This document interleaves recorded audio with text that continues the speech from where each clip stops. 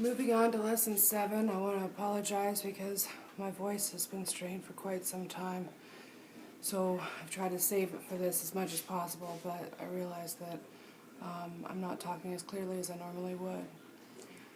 So in continuing the electrophilic aromatic substitution reactions that we have seen, the next one that I want to cover is the nitration of benzene.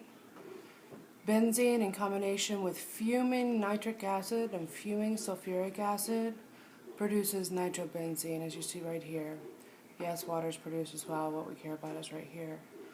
So, exactly like we just saw in the other examples, we first have to form the electrophile.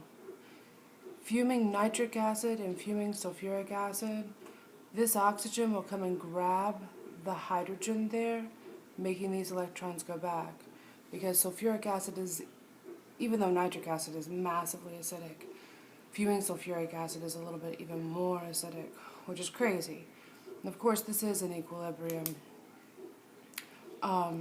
which I did not write in, so I'll write that in now.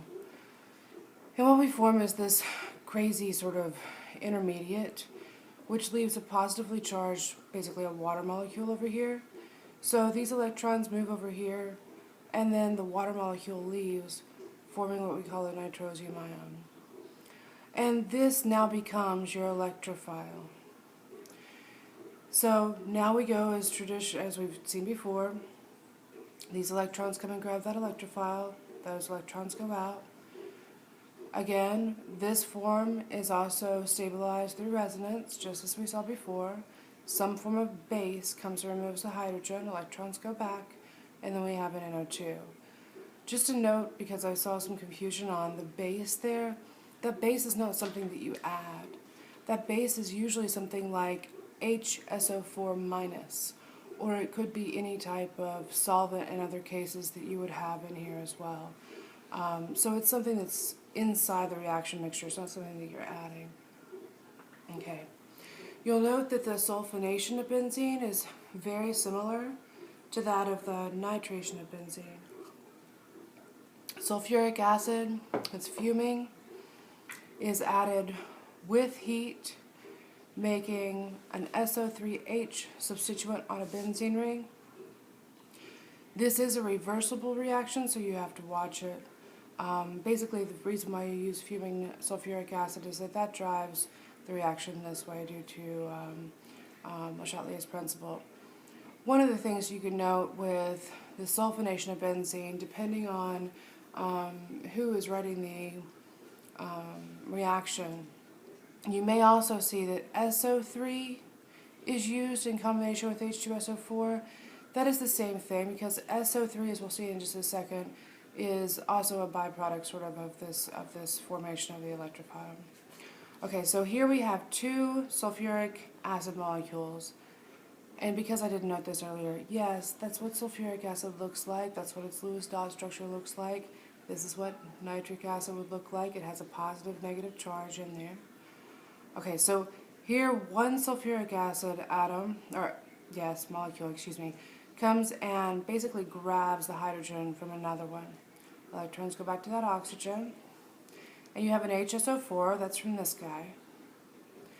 And then you have this guy that has two hydrogens on that oxygen. These electrons leave, giving you the water molecule, but more importantly forming this electrophile. As I was saying, you could also add SO3H, because SO3 plus H3O plus will basically form that same electrophile. Then again, we come to the same type of mechanism, where benzene comes and takes comes and donates electrons to the sulfur. A base then comes and removes the hydrogen, electrons go back, and again you end up with an EAS reaction that's completed there. Okay.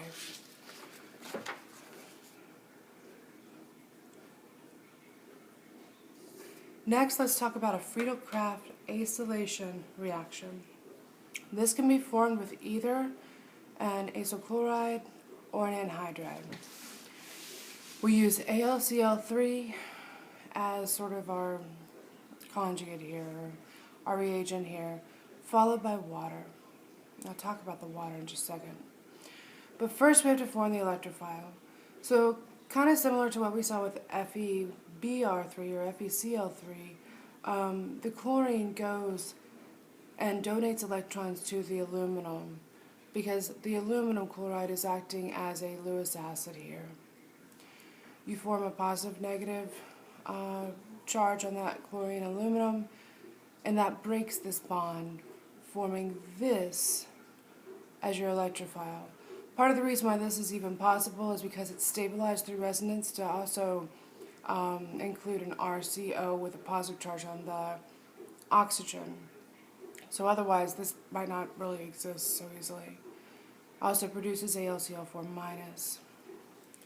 Then again, your benzene is going to come and donates electrons to the electrophile. A base comes, removes the hydrogen, and bam, there you go. Now you actually usually use excess AlCl3 in these reactions because aluminum really likes to react with oxygen, or better yet, just be close to it. So you are adding extra because you may have a lot of the aluminum tied up on the oxygen. And then what the water is used for is to flush out the AlCl3. So by giving the AlCl3 or aluminum Cl4, either one, some water, it will basically wash out all of the aluminum from this reaction. Okay, now you could also do this, as I said, with an anhydride. And how that works is, well, that oxygen, as I said, likes to donate electrons to the aluminum.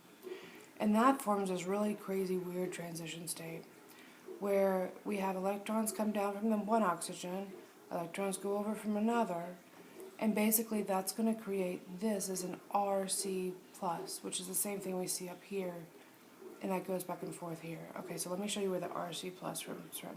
This R, this carbon, that oxygen. See how these electrons go down here? This bond breaks, so the rest of that is not even in play anymore. And basically that's what you end up with. And that creates your electrophile.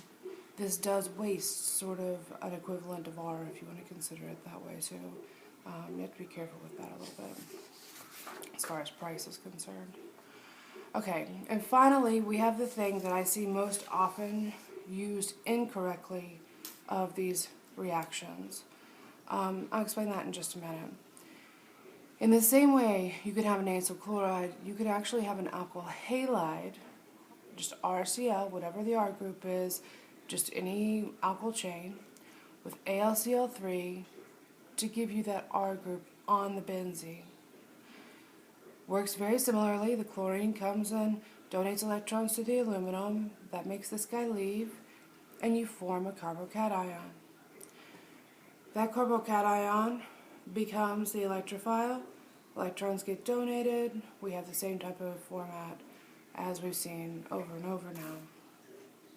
The problem with this reaction, and the reason why it's most commonly misused, as far as what I've seen at least, is this carbocation forming.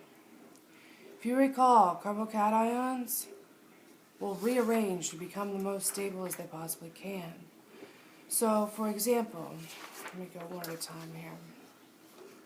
Say you have a secondary alkyl chloride. You add AlCl3, this forms a carbocation. But a methyl shift will happen in order to change the electrophile so that it is the most stable as possible. So that means that your carbocation will have a positive charge as a tertiary carbocation, not as the secondary that you may have intended. Why does it do this? If it has enough lifetime, it does this because it's lower energy. Because it can. Anytime you form a carbocation, the same thing can happen. Say if you have a primary alkyl chloride in the presence of AlCl3, positive charge is a primary carbocation, that methyl shift can happen again. You'll end up with a secondary carbocation. If we have a reaction like this with AlCl3, you get a positive charge here on the end, that hydrogen will shift. So a hydride shift is also possible, giving you a benzylic carbocation. The only case that this will not really be affected, or not really affect your reaction so much, is when you start off with a tertiary or most stable form of the carbocation anyway, like right here. That's not going to rearrange, giving you the electrophile that you actually want and allowing that to attach. So just to be clear, wherever your positive charge is after the rearrangement is where the electrophile will serve as an attachment point. So that means that this would give you a product like that, even though you started with a secondary alkyl halide. And this guy would likely give you a product like that, even though you started with a primary alkyl halide, etc., etc. Okay, thank you very much.